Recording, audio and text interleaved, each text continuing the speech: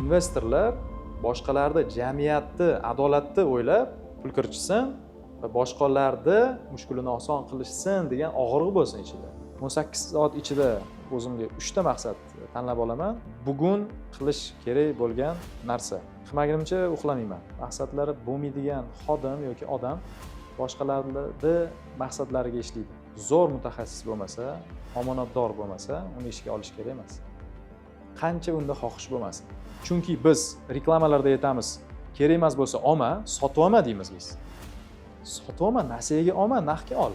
0 dan 1 qiladigan kompaniyalarning asoschisi 1 dan 1000 qiladigan kompaniyalarning asoschilaridan farq qiladi-da. Lekin yaqinda birinchi Islomiy bank ochamiz, xudo xolasa. Hammaga assalomu alaykum. Sizlar bilan Banker loyihasi. Bugun biz bilan Iman kompaniyasi asoschisi va rahbari Rustam aka Rahmatov. Rustam aka, assalomu alaykum. Assalomu alaykum. Va alaykum assalom. Sizni ko'rib turganimdan juda ham xursandman. Biz bilan suhbatga rozi bo'lganingiz va bu suhbatni tashkillashtirishga qo'ldan kelgancha yordam berganingiz uchun sizga katta rahmat. Va biz hozir Iman kompaniyasi bosh ofisida bo'lib turibmiz. Bu suhbatga tayyorgarlik paytida menga qiziq bo'lgan narsa sizning shaxsiyatingiz bo'ldi albatta. Chunki intervyularingizni ko'rib chiqdim. Undan avval ham bir necha yil avval ham bergan intervyularingizni ko'rgandim va bu qiziqish uyg'otgandi. Chunki yaqindagina 30 ga kiribsiz. Yosh bo'lsangiz ham erishgan natijalaringiz, kompaniyangizga berayotgan mehringiz va kompaniyangizni yangi darajaga olib chiqishga harakat qilayotganingiz va harakat qilayotganda ham O'zbekistonda umuman bo'lmagan yangi bir moliyaviy bosqichni, yangi bir fintexni qilishga harakat qilayotganingiz juda ham havas qilsa arziydigan. Shu sababli nafaqat o'zimga, balki obunachilar uchun ham juda qiziq deb o'ylayman. O'zingiz haqingizda gapirib beringchi. Xo'p, birinchidan xush kelibsizlar. Rahmat intervyu tashkillashtirganlaringiz uchun. Xo'p, o'z haqimda juda ko'p intervyularda gapirib berganman. Universitetda Angliyada o'qiganman, Oxford Brooks universitetida. Направлением audit va buxgalteriya va moliya bo'lgan, fintech bo'lgan. Uning ichida ham islom moliyasi darsliklari ham bo'lgan. Bundan tashqari ACCA shu международный xalqaro buxgalteriya kurslarini ham o'tib, shu sertifikatsiyaga, auditor sertifikatsiyaga egaman.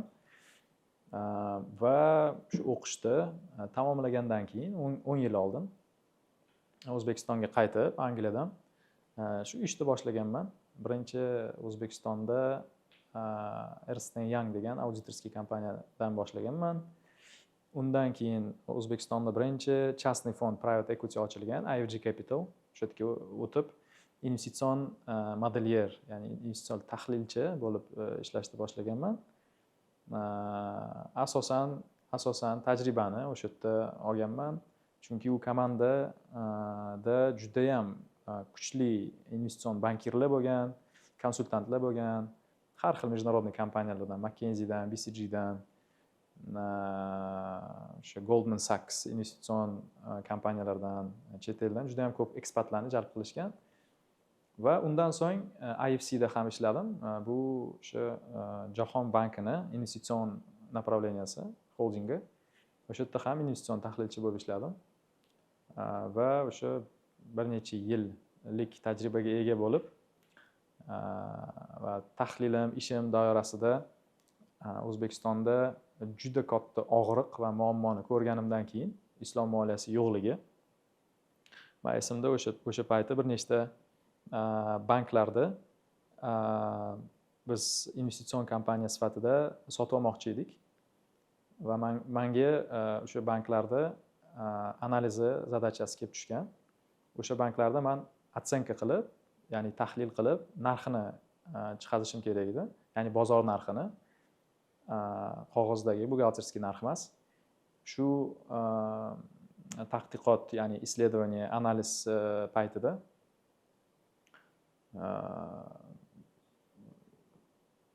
shu makro, ya'ni bozorda o'rganasizda birinchi, keyin уже ichki bankni o'rganasiz. Shu bank sohasini o'rganganimda ko'rganman muammo kattaligini. Faqatgina o'sha paytda 20 emas, 18-yil, 2018-yil faqatgina bozorda 5% odam banklar bilan foydalangan, ya'ni kredit olgan va depozit qo'ygan. va bir nechta o'sha ADB, o'sha Азиатский bank развития va bir nechta reportlarni o'qib, OON tarafdan qilingan tadqiqotlarni o'qiganimizda tushunganmanki, asosiy sabab nima uchun odamlar banklar bilan foydalanishmayapti, depozit, kreditlar bilan.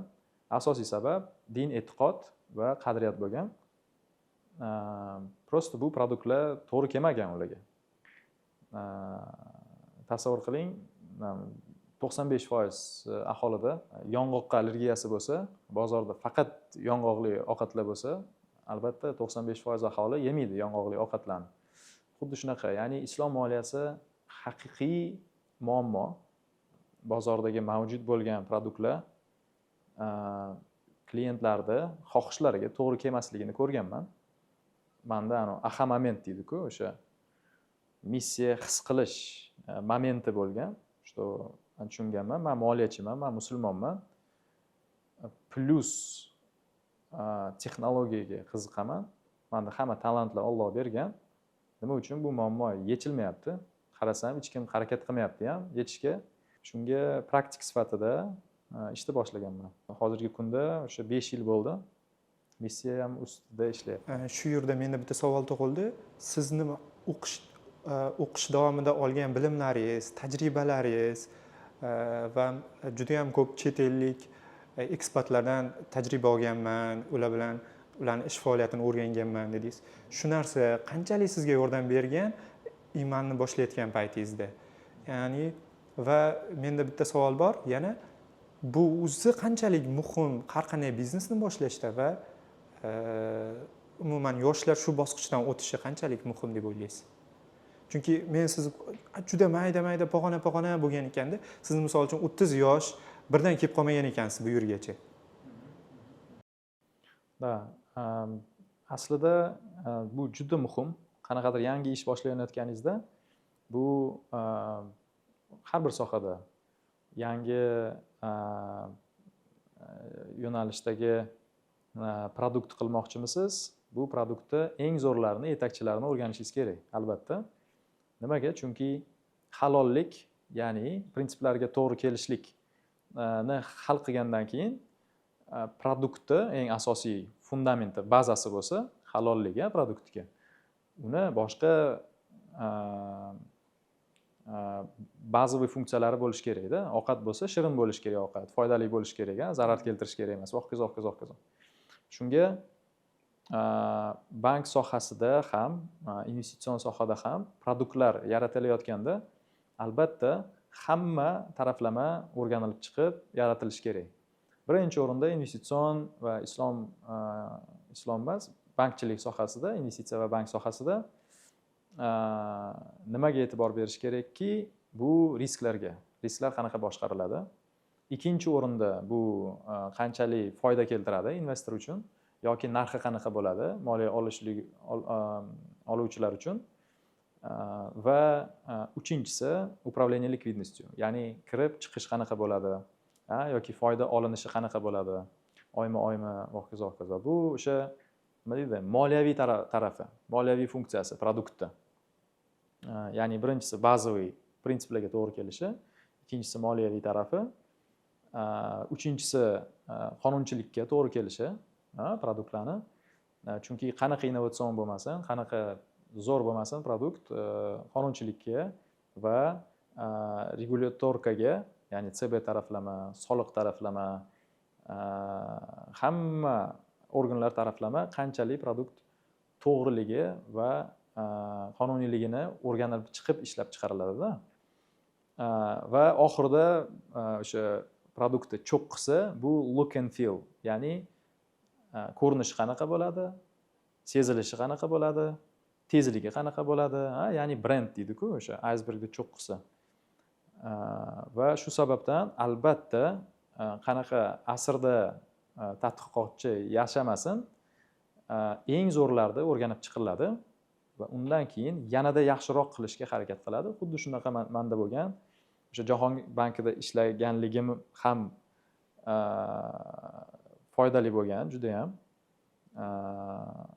Shu Goldman Sachsdan, yana bir nechta kompaniyalardan ekspertlar birgalikda ishlab, ularning tajribasini eshitib, o'rganish ham juda foydali bo'lgan. Islomiy bank degan tushunchasi yo'q. Biz chet eldan o'rganib O'zbekistonga olib kelishimiz to'g'ri keladi. Albatta, O'zbekistonni mentaliteti, qadriyatlari, qonunchiligi, regulatorikasiga moslashtirib va shunday qilganmiz. Mana 5 yil davomida ishlab kelyapmiz. Birinchi private bank ochish ustida ishlayapmiz. Xuddi shunday O'zbekistonda yo'q. Bu O'zbekistonning birinchi investitsion bank bo'ladi, xudo xolasa. Ha, ya'ni hozir ikkita yo'nalishda ishlayapmiz. Birinchisi o'sha retail bank, islomiy bank. Davlat idoralari bilan, bir nechta местный banklar bilan, komandamiz bilan. Ikkinchi yo'nalish bu o'sha private bank. Ya'ni premium yoki VIP bank desa bo'ladi o'zbek tilida перевод qilib. U bankning ichida unikal investitsion produktlar bo'ladi. Masalan, недвижимость sohasida, tilla sohasida, biznes moliyalashtirish sohasida private equity deyishadi-ku.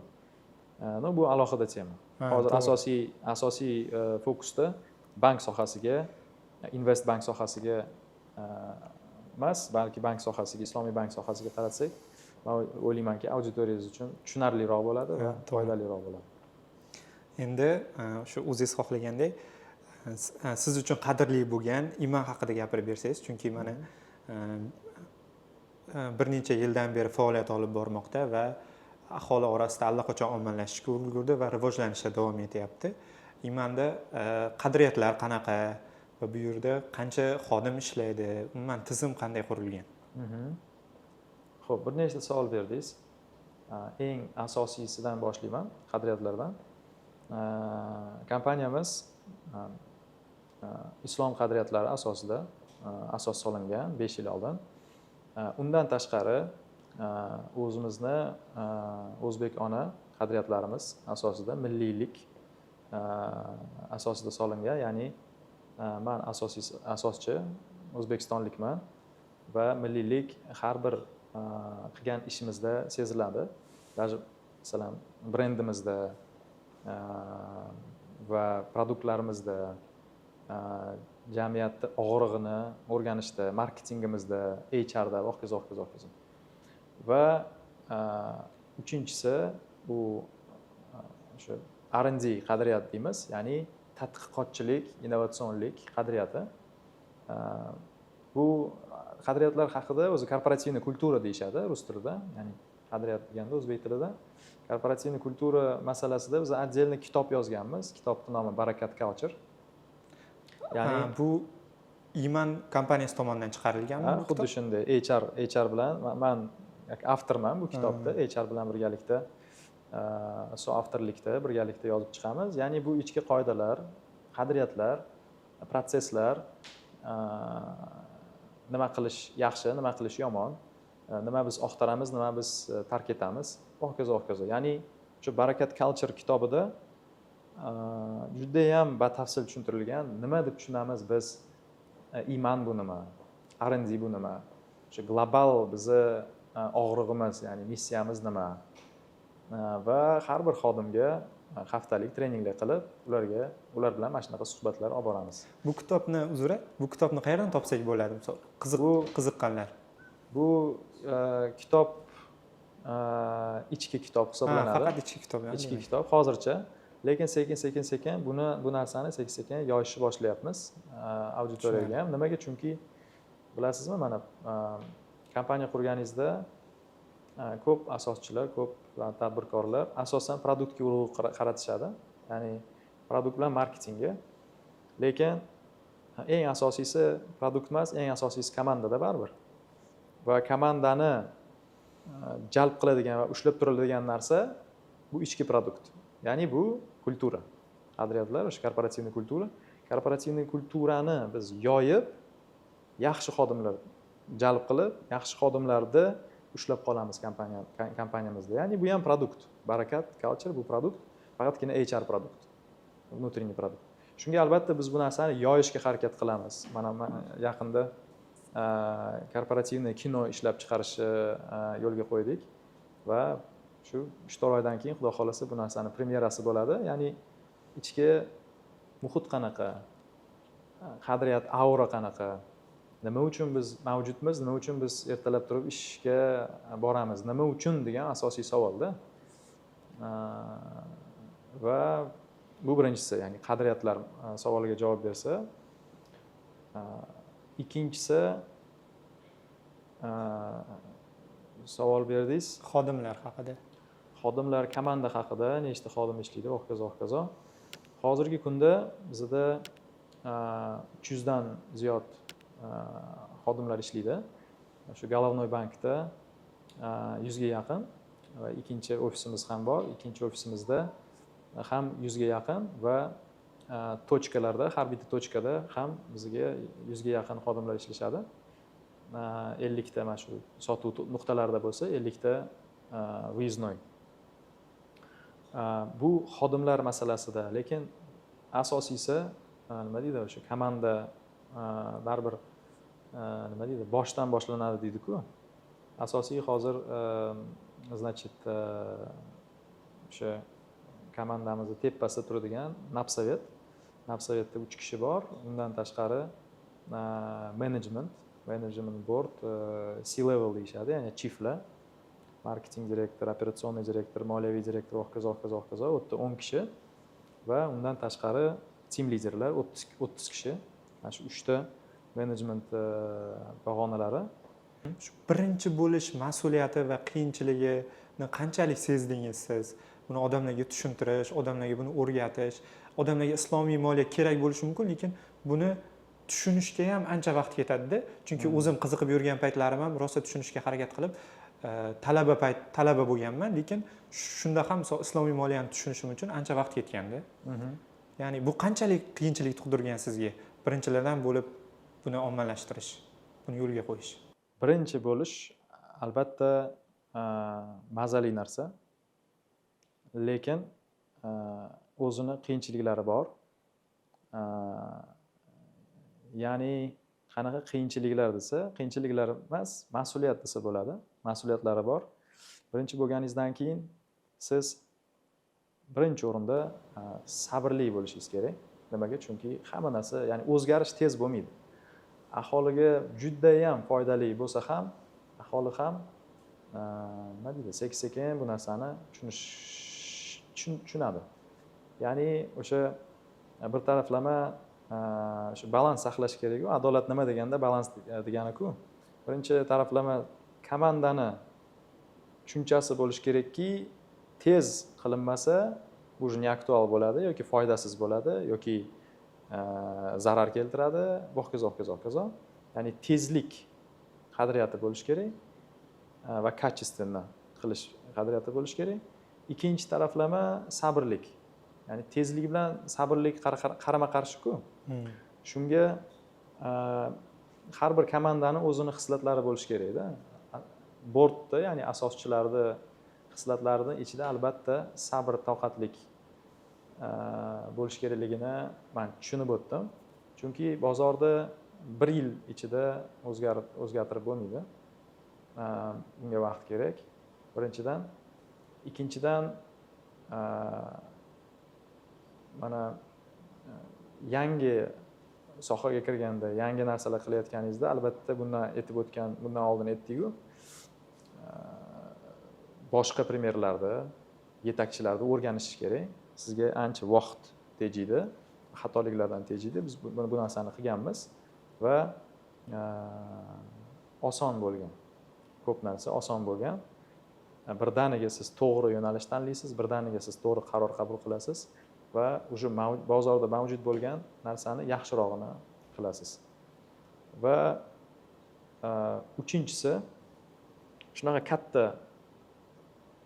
maqsad qo'ygandan keyin, innovatsion produkt yaratmoqchi bo'lganingizdan keyin albatta komanda tayyor bo'lish kerak bu narsaga. Komandada ham challengerlar, komandada ham, ya'ni challenger deganda aqlli bolalar bo'lish kerak-da, aqlli, energichni bolalar bo'lish kerak. Shu mas'uliyatni olishga tayyor bo'lgan bolalar. Chunki mas'uliyatni hamma ham xohlamaydi-da olishda. O'sha 5 yil oldin men og'riqni sezgandan keyin shu mas'uliyatni olganman. Va har bir komandaga qo'shiladigan inson ham mas'uliyatni bo'yniga oladi. Mas'uliyat nima? Qanaqa mas'uliyat? Aholini luqmasi mas'uliyati. aholini pulda barakasi mas'uliyati. Bu yerlarda birinchi islomiy bank ochilish mas'uliyati.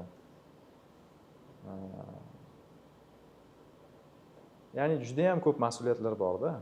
Yoki biz bu mas'uliyatni olamiz va shunga yarasha, mas'uliyatga yarasha loyiq bo'lib katta savoblarni, xayriyatlarni qo'lga kiritamiz yoki mas'uliyatni olmaymiz. Shunga birinchi bo'lishlikga kelsa, birinchi bo'lishlik ham mas'uliyatda. Endi jamoangizni haqida gapirib o'tdingiz. Jamoaga o'zini mas'uliyatni ola oladigan aqlli odamlar haqida va men juda ham ko'p misollarni bilaman. Hozir O'zbekistonda to'g'ri Islom akademiyasida iqtisod, moliya yo'nalishida o'qiyotgan talabalar bor, lekin boshqa iqtisodiyot yoki moliya yo'nalishida o'qiydigan talabalarning aksariyati o'sha diniy qadriyatlari sababli banklarda ishlashni xohlashmaydi. Va bu uchun ular qaysidir ma'noda imanida ishlashni xohlashi mumkin. Bu uchun ularga qanday talablar qo'yiladi? Jamoada sizda eng zo'rlarni yig'ishlik mas'uliyati ham bo'lishi kerak-da. Ya'ni katta mas'uliyat oldingizmi, katta jamoa qurish mas'uliyatini ham olish kerak-da. Ya'ni u mas'uliyat sizga nimani bildirtiradi? Odam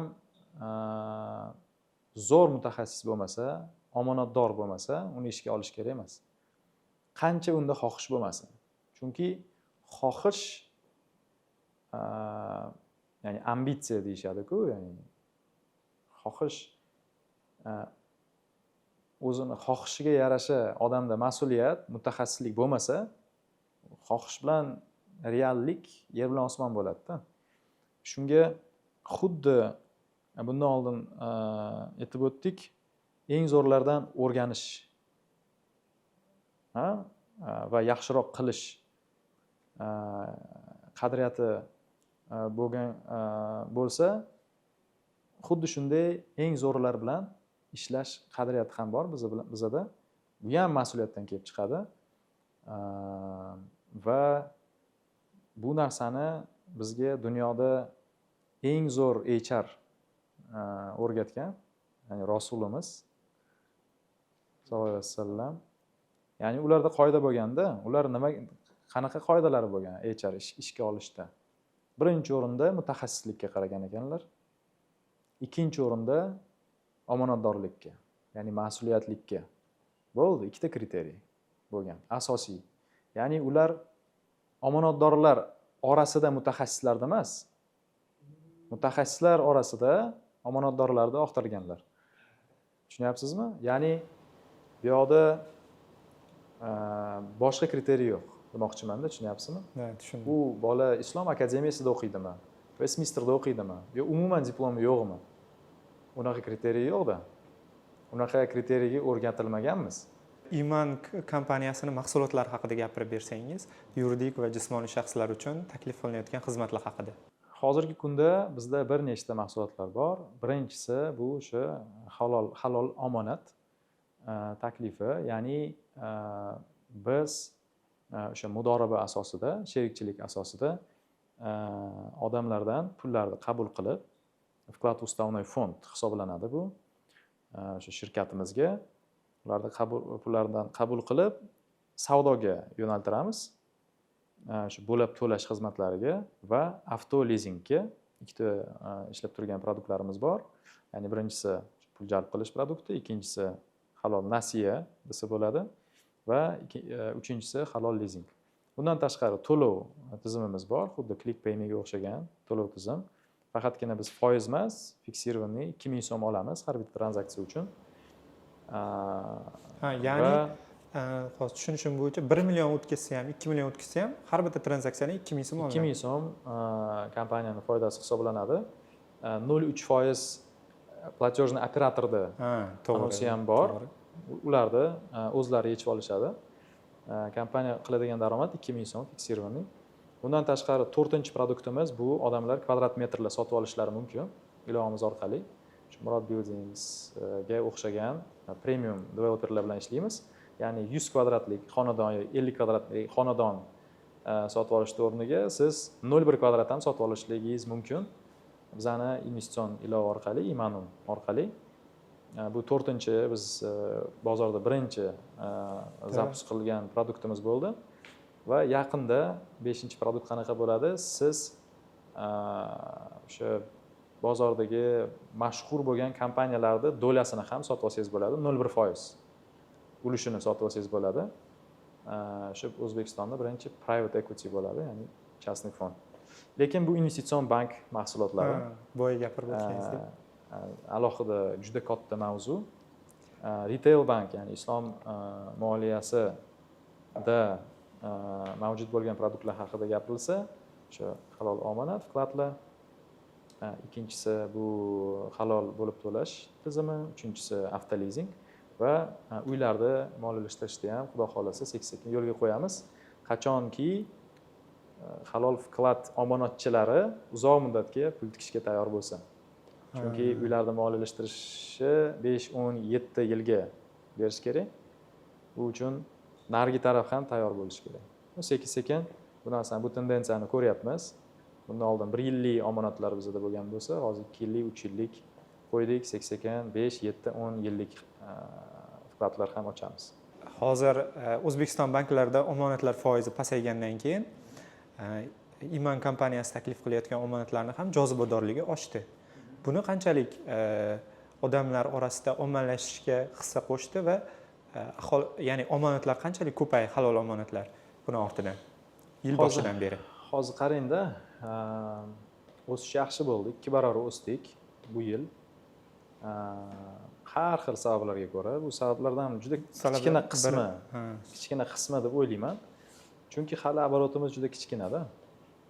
Endi nima deydi, katta qadamlar qo'yishni endi boshladik. Bundan oldin biz qurilish fazasida edik. Development, razrabotka fazasida. Endi bozorga chiqib katta xizmatlar qilish stadiyasi endi keladi.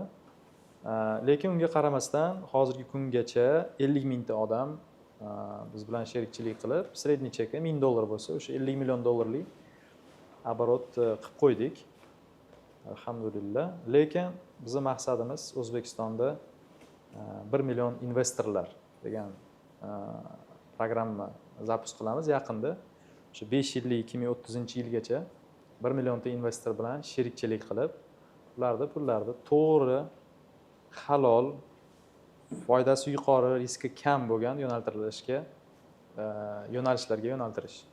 Imanda hozir bilishim bo'yicha minimum 3 oyga qo'ysa bo'ladi halol omonatga. 7 oyga. Minimum 7 oyga. Shuni qulayroq qilish uchun qanaqa ishlar olib borilgan? Masalan, banklar shunaqa takliflar bildiradiki, omonatning qanchadir qismini qoldirib, qolganini xohlagan payti ichib olib, xohlagan payti to'ldirsa bo'ladi deb.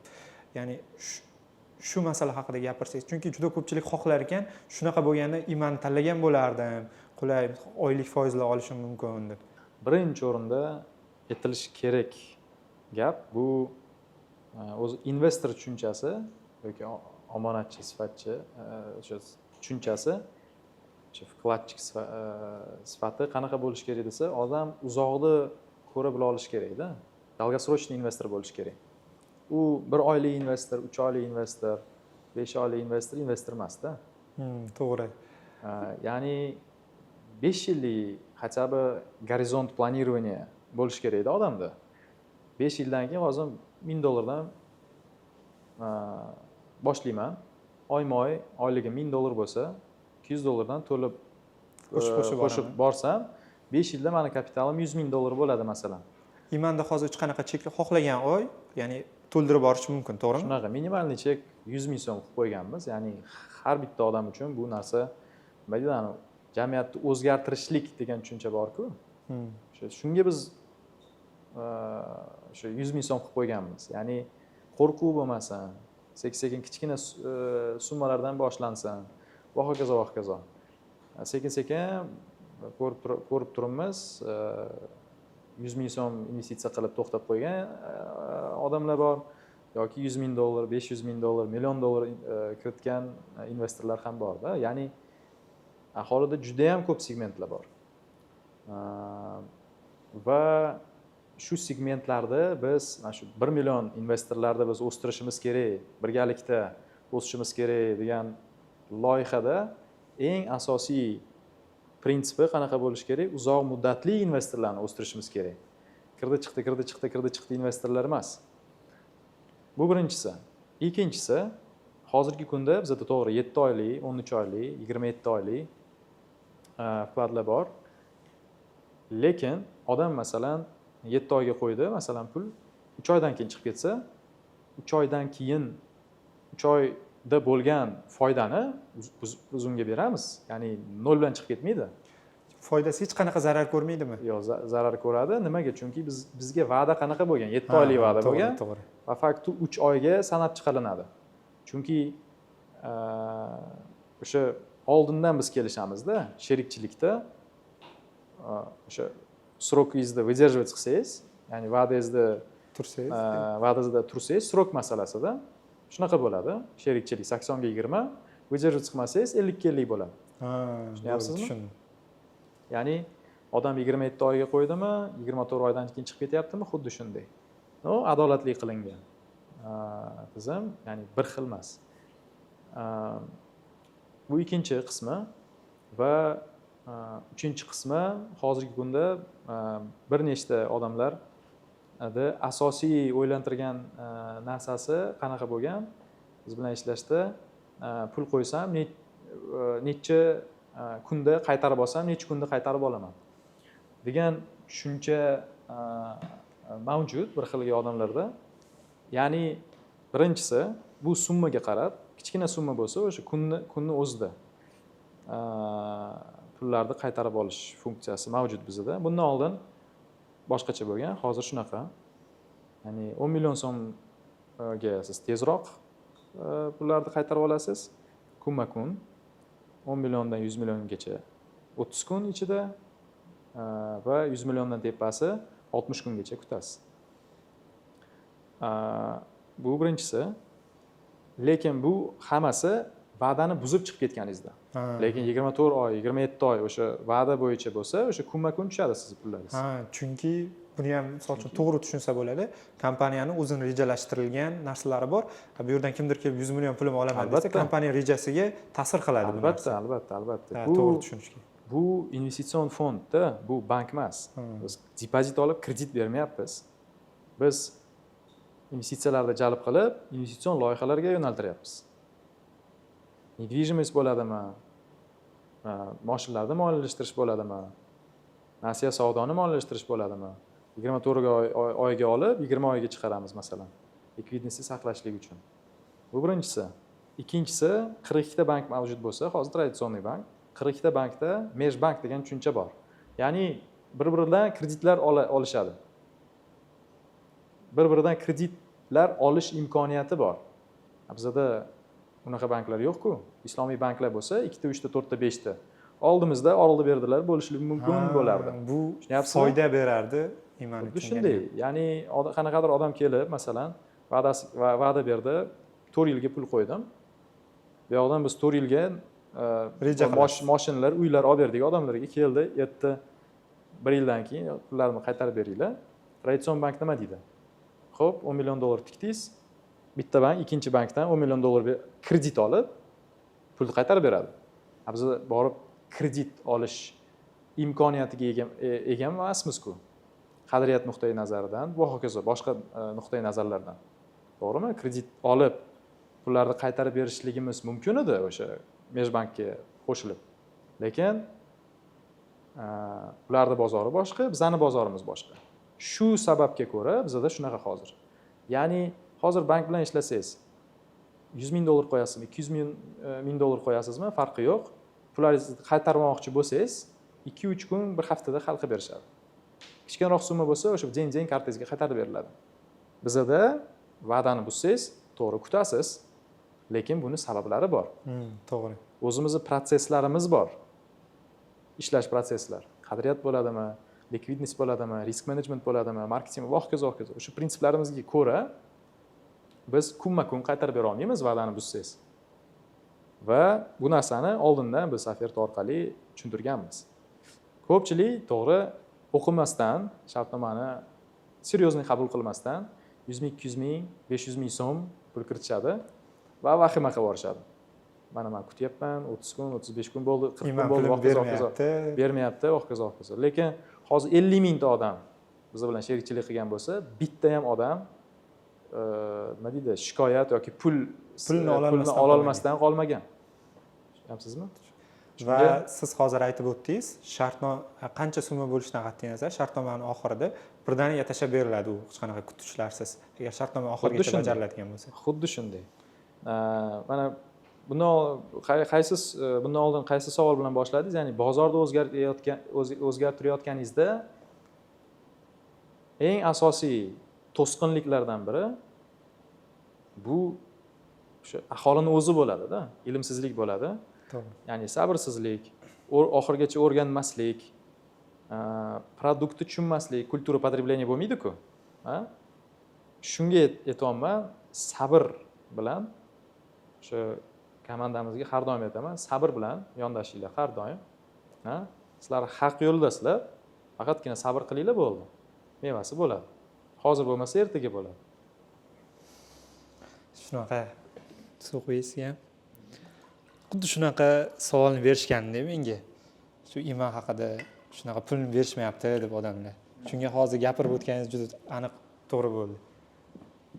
Foydali bo'ldi. Nima uchun hozirgi paytda pulni bankka emas, imanga qo'yish kerak? Birinchisi foyda yuqoriroq. Ikki shaffoflik. Ya'ni siz investitsiya qilganingizda har bir o'sha pullaringiz bilasizki, kimdir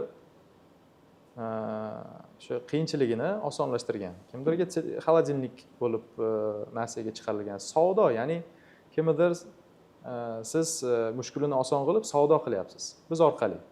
Ya'ni bizni ishchi sifatida yonlayapsiz, biz ishni qilib foyda sizga beryapmiz. Ya'ni shaffoflik qanaqa tarzda? Siz bankka borib depozit qo'ysangiz, sizga qiziq emas kimga kredit berildi. Bila olmaysiz nima bo'lgan. Bila olmaysiz ham birinchidan, ikkinchidan qiziq emas. Nimaga? Chunki siz birovni foydasini o'ylab emas, o'zingizni foydangizni o'ylab depozit berasiz-da. Ya'ni shaffoflik qiziq emas sizga. Biza bu yoqda community deymiz, ya'ni biz mana shunaqa soobщество yaratmoqdamiz. Qanaqa desa, investorlar boshqalarda jamiyatni, adolatni o'ylab pul kiritsin va boshqalarda mushkulini oson qilishsin degan og'riq bo'lsin ichida. To'xta, endi pulim просто tak changib turgandan ko'ra 10 ming, 50 ming, 100 ming dollar foyda keltirsin jamiyatga. Ekonomikaga foyda keltirsin, ya'ni boshqalarni o'ylashda uyg'otadigan produkt. Shaffof desa bo'ladi bitta so'z bilan. Qancha оборот bo'lyapti, nechta magazinlar bilan ishlaymiz, ho'kiz. Qo'ldan kelgancha shaffof qilib ko'rsatganmiz. Bu ikkinchisi. Uchinchisi, bu yoqda siz nafaqatgina jamiyatning ekonomikani o'ylab investitsiya qilyapsiz, balki islom moliyasi rivojlanib, birinchi islomiy bank ochilishiga hissa qo'shyapsiz-da. Tushunyapsizmi? Ya'ni bu juda katta narsa-da, bir o'ylab ko'rsa. Chunki sizni 100 ming so'mingiz bo'ladimi? Sizni 500 ming so'mingiz bo'ladimi yoki 500 ming dollaringiz bo'lyaptimi? Bizni o'sha katta qurmoqchi bo'lgan masjidimizga deydi-ku, bitta g'ish bo'lyapti-da. Tushunyapsizmi? Ya'ni siz nafaqat jamiyatda, nafaqat ekonomikani, nafaqat odamlarning luqmasini, balki sizni pullaringiz sotsial, ekonomik o'zgarishga foyda keltirishga biz o'sha sizda hissiyotni uyg'otamiz. Xohlasangiz, xohlamasangiz siz sababchi bo'lib qolasiz-da birinchi islomiy bank ochilishiga. Bu uchinchisi. To'rtinchisi, bu masalan hozir avto moliyalashtirishda biz prosta masalan traditsion banklarga o'xshab Sergelida yoki qanaqadir bozorda turib, BYD salonlarida turib hammaga moliyalashtirmayapmiz. juda spetsifik unikal loyiha qilganmiz. Yandex haydovchilarni faqat moliyalashtiramiz. 150 mingta haydovchi bo'lsa, faqatgina 10% top haydovchilar uchun hozir shunaqa imkoniyat qilamizki, Comfort Plus, Business Class, Premium klasslar elektromashinalarga o'tsin degan tushuncha. Ya'ni zo'r haydovchilar o'sha ishlab bola chaqalarini, oilalarini boquvchilarda bular. Zo'r haydovchilar. 150 mingta haydovchidan eng top 10%ni olib, ularga mana shunaqa taklif beryapmiz. Xohlaysizlarmi? Halol avtolizing, kelinglar bizga. Va elektrga bu elektrga o'tishlik atrof muhit uchun ham juda ham foydali. Ekologik ta'sir bor bu yoqda. Bundan tashqari bu yoqda risk masalasi. Ko'chada hammaga moliyalashtirish riski qanaqa? Taxminan hozir 7%. 7%dan 15% banklarda. Shu NPL deydi-ku, to'lamaslik qobiliyati. Bu yoqda qanaqa bo'ladi? 5-3 bo'ladi. Nimaga? Chunki biz top 10 mingta целевой auditoriya yurak bilan ishlayapmiz-da biz. Ya'ni prosta maza qilishlik uchun, boshqa odamlar uchun mashina olmayapti odam. Bolam chaqam, oilam ro'zg'or uchun olyapti. Ya'ni maqsad bilan va ish yaratilyapti, ish qilyapti bu mashina. Tushunyapsizmi? Ya'ni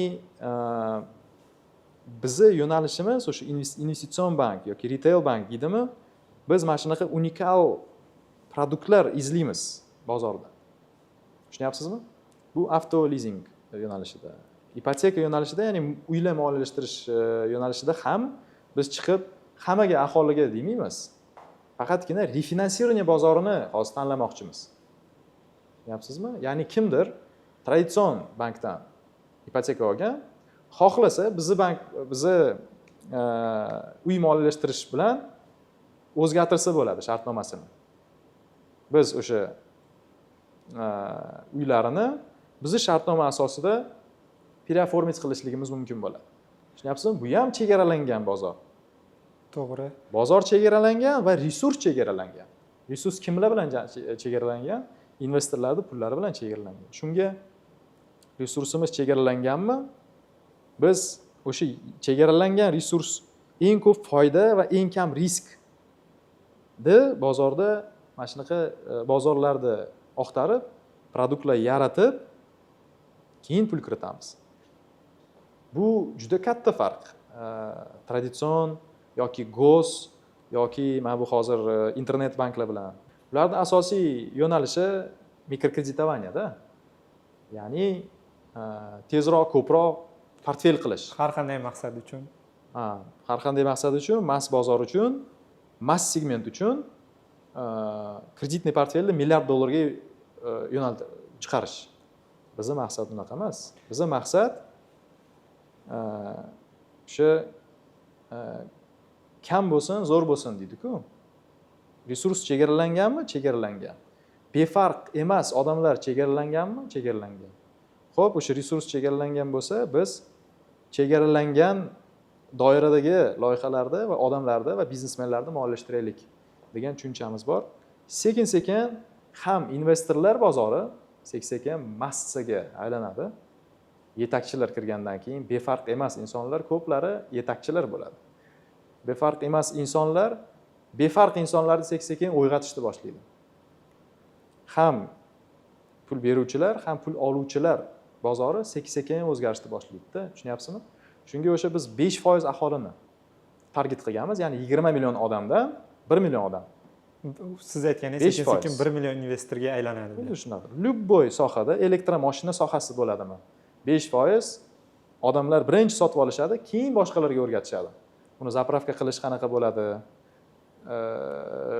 Toqqa chiqish qanaqa bo'ladi? Hokazo. Sekin-sekin referral marketing bo'lib, sekin-sekin boshqa odamlar ham elektromashinalarga o'tishni boshlaydi. Smartfon bo'ladimi? Smartfon bozorida ham xuddi shunaqa. Ya'ni target 5% first adopterlar, ya'ni birinchi oluvchilar, innovatorlarga qaratilgan. Bizda ham xuddi shunaqa. Islom bank bu O'zbekiston uchun innovatsion yangi tushuncha. Investitsion bank xuddi shunaqa yangi innovatsion tushuncha. Shunga bizni maqsad hamma uchun emas, iman hamma uchun emas. hozirgi kunda. Ertaga hamma uchun bo'ladi. Xohlaymizmi, xohlamaymizmi, hamma uchun emas deyman. Va hamma uchun bo'lishi maqsadini ham qo'ymayapmiz. 1 millionta maqsad o'zi yetarlicha oson maqsad emas. Odamlar orasida oxirgi paytlarda ko'ryapman, Nasiya savdoga nisbatan salbiy fikrlar ko'payyapti. Markaziy bank ham bu bozorni sekin-asta bu bozorga regulyator bo'lishni maqsad qilgan. Bu islomiy moliyaga qanchalik salbiy ta'sir qiladi va biz ko'ryapmiz, islom moliyasi shariatga to'g'ri kelmasgan xizmatlar ham o'zlarini halol nasiya deb atab olib, shunaqa xizmatlarni taklif qilishmoqda. Va bunga qanday qaraysiz va qanchalik salbiy ta'sir qiladi? Xo'p, birinchi o'rinda aytilish kerak narsa va hamma bu narsani tushunish kerak bo'lgan narsa, bu Sentralniy bank hozir рассрочка bozorini o'sha sistematizировать qilishligi yoki o'zini kontroliga olmoqchi bo'lganligi juda ham zo'r, juda ham yaxshi. Nima uchun? Birinchisi, bu kontrol har doim shaffoflikka olib keladi. Birinchisi. Ikkinchisi, o'sha litsenzирование yoki kontrol har doim aholini o'zini asraydi. Nimaga? Chunki regulyatorda asosiy vazifasi risk boshqarish. Aholini nima deydi? Защищать qilish. Har xil nechestniy yoki o'sha o'zida yo'q xislatlarini reklama qilish, ko'rsatish, odamlarni aldash narsalar yo'q bo'ladi. Nasiya savdosida qanaqa shunaqa tushunchalar bor desa, masalan, siz aytgandaqa halol emas, ya'ni halol standartlarga ega bo'lmagan produktlar o'zini halol deb reklama qilishligi. Bu bunday olib qarasangiz, bundan aholini asrash kerak. Yoki o'sha stavkalarni juda yuqori qilib yuborishlik. Ko'p aholi sanashni bilmaydi. Qancha to'layapman? Qancha mana qarindoshlarim ham bor. "Akajon, mana qarab bering. Qancha to'lovim bor, hokazo deyshadi. Prosta elektr, gazga, nafaqat u qiyin qanaqadir kredit, depozit produktlarga. Bir nechta kompaniyalar bor, do'g'rida bitta narsani ko'rsatadi, даже banklar ham bor. Do'g'rida bitta narsani ko'rsatadi, po fakti boshqa narsa qiladi. O'shanda CB жесткий замечание qiladi-da. Banklarga ham CB misol uchun e'lon qiladi har oyda nechta bankka jazo qo'llagan, nechta bankni ogohlantirgan. Xuddi shunday. Ya'ni CBni, ya'ni любой regulyator, nafaqat CB, NAPuni yoki boshqa regulyatorda, налоговыйda o'rni juda katta. Особенно налоговыйni. Nimaga? Chunki bu ham shaffoflashtiradi bozorni. Bu ham adolatliroq qiladi bozorni. Va bu qachon bo'ladi? Qachon seziladi? Mana ko'p biznesmenlar nima deydi, shu soliq organlarini yomon ko'rishadi, qo'rqishadi. Nima uchun? Chunki bir xilgi bizneslar soliq to'lashadi, bir xilgi bizneslar soliq to'lashmaydi. Qachonki hamma bizneslar soliq to'lashni boshlaganda, hamma adolatni sezadi-da. Hamma shaffoflikni sezadi. Oq, beli ishlaydigan bizneslar borib banklardan moliyat ortisha oladi. Masalan, o'sha Big Four, ya'ni auditorlarni jalb qilib, realni o'zlarini raqamlari to'g'ri hisoblanganligidan tasdiqlab olib, investitsiya tortisha oladi. Nimaga investitsiyalar O'zbekistonga oqib kelmayapti? Asosiy sabab shu, juda ham ko'p kompaniyalar tayyor emas investitsiyalarga. Nimaga? Chunki o'zini nima deydi, hurmat qiladigan emas, ya'ni katta pullar, katta investitsiyalar faqatgina shaffof kompaniyaga oqib keladi-da. Ya'ni men hozir sal uzoqqa chetlashdim, orqaga qaytaman. Regulyatorda roli juda katta. Bozor sog'lom rivojlanishligi uchun. Rustam aka, islom moliyasi haqida o'tgan yil ham ko'rsatuv qilgandik. O'sha ko'rsatuvga tayyorgarlik jarayonida o'zimcha o'ylagandimki, yaqin bir yil ichida islomiy banklar paydo bo'ladi deb. Ekspertlar bilan ham gaplashganmiz, qonunchilikni ham o'rgangandik va qonunchilikdagi ishlar, rejalashtirilayotgan qonun loyihalari haqida o'rgangandik. ammo oradan 1 yil o'tdi, lekin hali ham islom banklari paydo bo'lmadi. Bunga asosiy sabab nima bo'lyapti? Nima uchun bunchalik kech qolyapti? Men ishonaman, aholi buni kutib turibdi deb o'ylayman-da. Men boshqacha fikrdaman, boshqacha o'ylayman. Qanday o'ylayman desa, xo'p, bilasizmi, mana bundan oldin aytdik, hozirgi kunda islomiy bank yo'q-ku bozorda. Xuddi 15 yil oldin elektrokarlar yo'qligidayda bu. Ya'ni endi shunaqa bo'lsa, birinchi o'rinda davlat elektrokarlar, elektromashinalar uchun qonun ishlab chiqarish kerakmi? Yoki Elon Muskdek tadbirkor kelib elektromobilni yaratish kerakmi? Yoki degan savolga javob. Ommalashtirish kerak. Bir xil bozorlar bor, regulyator tarafdan nima deydi uni? Katalizatsiya qilinadi. Ya'ni yangi qonunchilik ishlab chiqarildi kripto bo'yicha. Kripto magazinlar va hokazo paydo bo'lishni boshladi. Kripto depozitariyalar, kripto birjalar.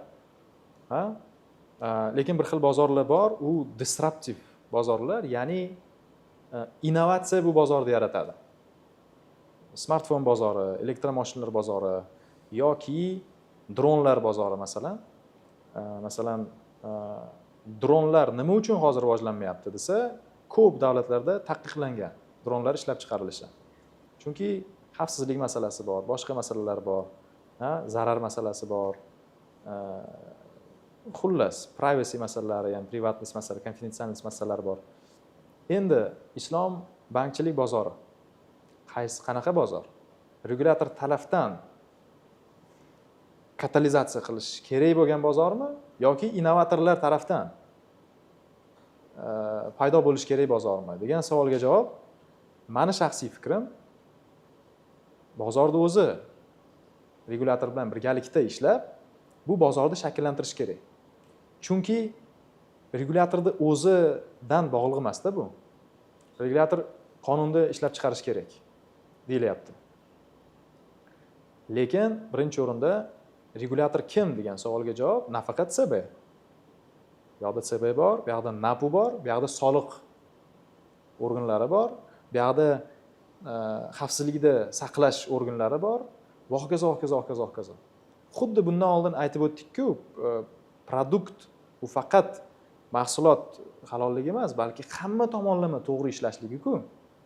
Soliqchilik tomonidan ham, qonunchilik tomonidan ham, marketing to'g'ri qilish keraklik tarafdan ham va hokazo. Va men o'ylaymanki, hozir asosiy o'sha hozir emas, mana necha yil bo'ldi O'zbekistonga? 30 yilga kirdimi O'zbekiston? 30 yildan oshdi. 30 yildan oshdi. O'sha mana shu yillar birinchi o'rinda regulyatorda boshqa muammolar bo'lgan, yechish kerak bo'lgan muammolar, konvertatsiya muammosi, kurs so'm valyuta muammosi, inflyatsiya muammosi, valyuta kontroli, import eksportda kontrol va hokazo muammolar ko'p bo'lgan. Lekin men o'ylaymanki, hozir islom bank ochilishini vaqti keldi. Ayni vaqti deb o'ylayman. Va qancha bankirlar bilan gaplashmasangiz, mana predsedatellar, zampretlar urovingda gaplashamiz. Ular ham bu narsani sezib, regulyatordan, davlat organlari tomonidan ham bu signallarni olishyapti. Bo'ldi, vaqti keldi, ochinglar, tezlatinglar, hokazo. Lekin bu nima deydi ani, one man show emas-da. Bu bitta odamga yoki bitta regulyatorga bog'liq narsa emas. Banklar tayyor bo'lish kerak. Bankning ichidagi xodimlar tayyor bo'lish kerak. Islom bankchilikni tushunish kerak, mutaxassis bo'lish kerak. Ikkinchi taraflama IT komandalar tayyor bo'lish kerak. Chunki hozirgi kunda naqd emas-ku, elektron tovar-оборот, денежный оборот. IT komandalar tayyor bo'lish kerak. Integratsiya qilishga to'g'ri ko'rbanklar bilan. Konsultantlar to'g'ri tayinlanishi kerak. Va undan tashqari soliq organlari, xavfsizlik organlari va hokazo birlashib bu narsani zapuska olish kerak deb o'ylayman. Va bu narsa ustida ishlayapmiz biz hozir. Mana o'sha qatnashuvchilar ichidamizda biz. ya'ni o'sha kruglый stolda ishtirokchilardan birimiz biz. O'sha tadbirkor sifatida o'sha nima deydi, mani mas'uliyatim qo'limdan kelgancha harakat qilyapmiz. Bankirlar ham, bir nechta davlat banklari ham harakat qilyapti.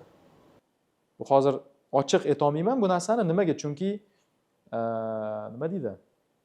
Определенный kelishuvlar bor, NDAlar bor.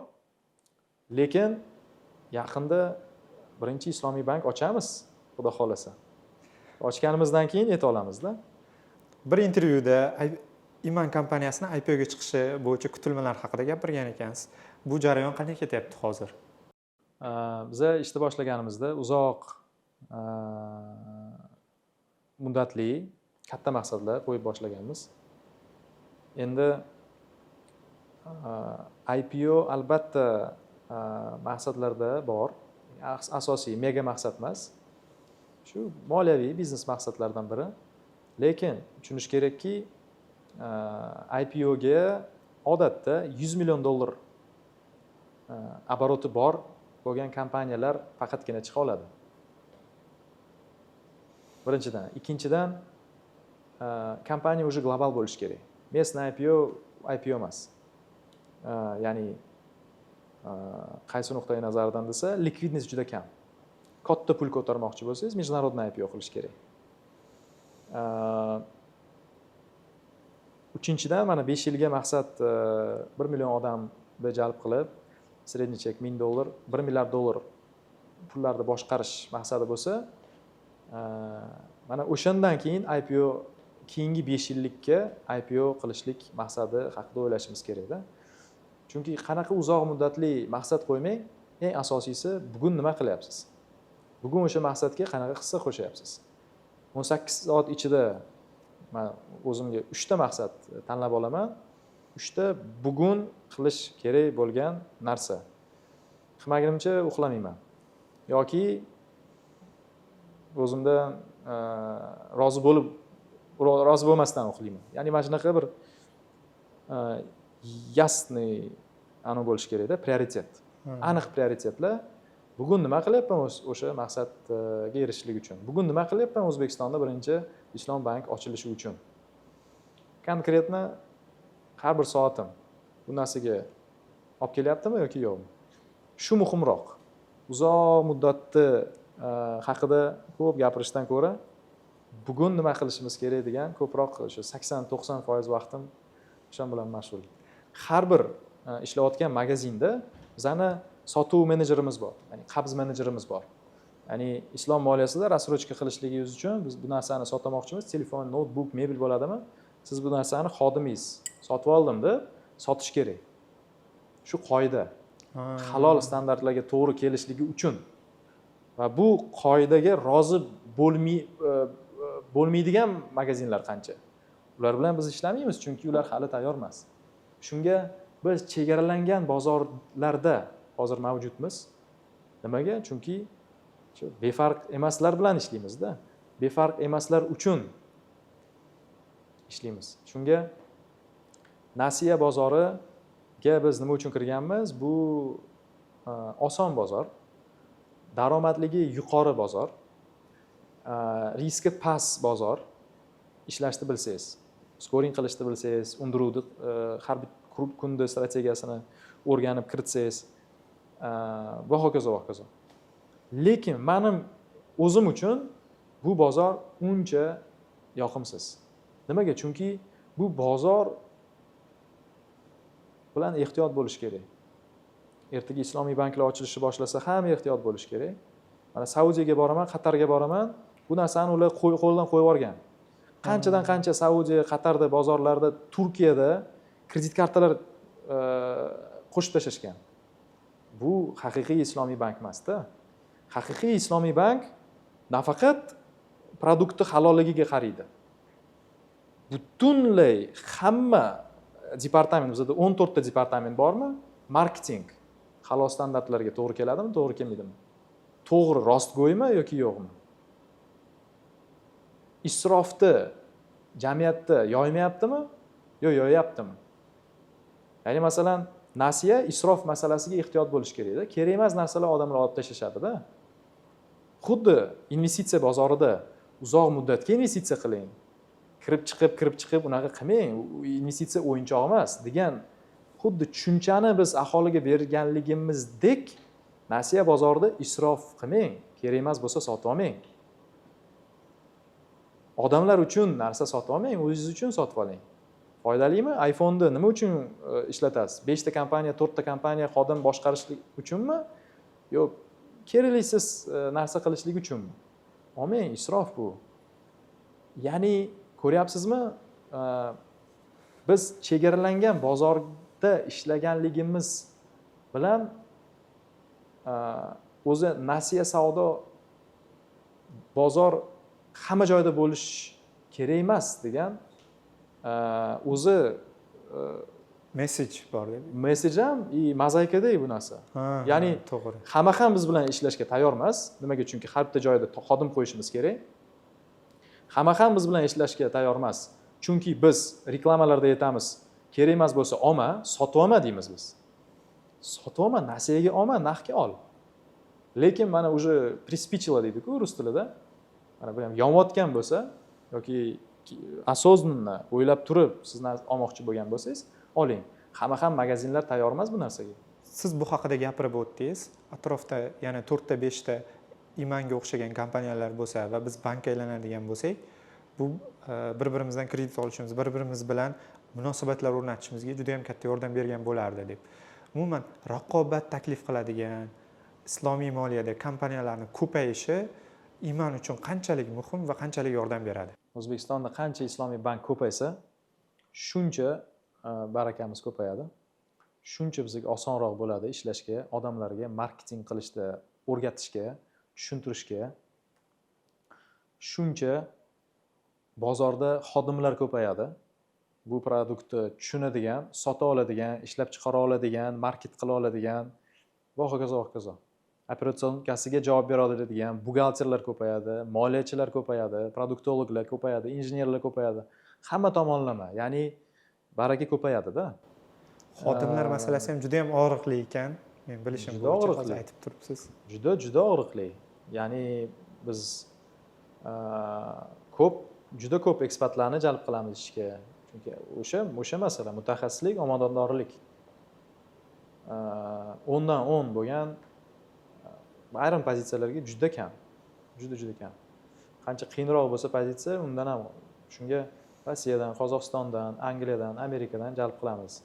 Qatardan hozir juda ko'p jalb qilyapmiz. Advisorlar, savetniklar, xodimlar. Xo'p, bu o'sha savolingizga javobda, ya'ni O'zbekistonda nechta islomiy bank bo'lish kerak degan savolga javob. Kamida 40 ta bank, 35 ta bank bo'lsa, xuddi shuncha islomiy bank bo'lish kerak deb o'ylayman.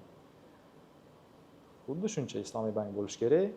Bozorini topib oladi. Mana 35 ta bank o'zini bozorini topib olgan-ku. Kimdir bizneslar bilan ishlaydi, kimdir retail bilan, kimdir ko'proq regionlarda ishlaydi, hamkor banklarga o'xshagan, kimdir Toshkentda ko'proq ishlaydi. Hokazo. Ya'ni segmentlar juda ko'p. Va biz uchun bu qo'rqinchli yoki raqobat emas. Men shunaqa tadbirkormanki, bozorda rivojlanishini birinchi o'rinda o'ylayman. Komanda esa raqobatli bo'lish kerak. Qaysi komanda yutsa, o'sha komanda yutish kerak. Qaysi produkt yutsa, yaxshiroq produkt yutish kerak. O'sha konkurensiya bo'lganda bu nima deydi? Bozor rivojlanadi-da. Jamiyat uchun ham качественный produktlar yaratiladi. Ya'ni o'sha konkurensiya, o'sha nima deydi anu? Shijoat deydimi, energiya deydimi? O'sha yaxshi bir mas'uliyat keltiradigan, odamni uyg'otadigan, odamni harakatlantiradigan yaxshi bir instrument konkurensiya. Yoshlarga, hozirgi kundagi yoshlarga siz qanaqa 3 ta eng muhim tavsiya bera olasiz? Har doim hayotingizda nima uchun degan savolni bering. Nima uchun? nima uchun men yaratildim? Nima uchun men yashayapman? Nima uchun men bugun uyg'ondim? Nima uchun degan qancha odam ko'p savol bersa o'ziga, shuncha осознанный bo'ladida. Ya'ni shuncha aniq savollarga aniq javoblar bo'ladi odamda. Bu birinchi tavsiyam. Ikkinchi tavsiyam, bu ham juda umumiy. Maqsadlaringiz bo'lsin. Maqsadlari bo'lmaydigan xodim yoki odam boshqalarni maqsadlariga ishlaydi. Bizning kompaniyamizda ham ishga olganda men maqsadsiz odamni ishga olmayman. Nimaga? Chunki men u odam meni maqsadimga ishlashligini xohlamayman. O'zini maqsadiga ishlasin. Eng zo'r sotuvchi bo'lmoqchimi? U o'zini maqsadi bo'lsin. Mani maqsadim komandamda eng zo'r sotuvchilar bo'lish maqsadi ikkinchi darajali narsa. Kuniga kamida 1 soat просто o'tiring, 1 soat oppoq xonada bitta nuqtaga qarab fikrlab o'tiring. Juda ko'p, 99.9% odam bu narsani hayotida qilmagan. Jimlikda oppoq xonada o'tirib, kamida 1 soat kuniga